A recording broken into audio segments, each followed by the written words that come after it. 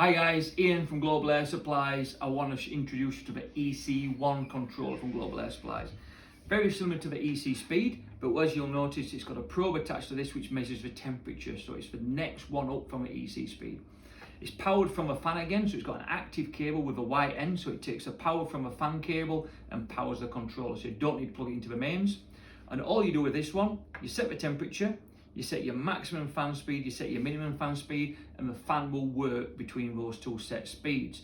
It's got a 2 degrees hysteresis, so that means if you set it at 26 degrees, the fan will be at full speed at 28. You set it at 28, your fan will be at full speed at 30 degrees. That's what the 2 degrees bandwidth means on these controllers.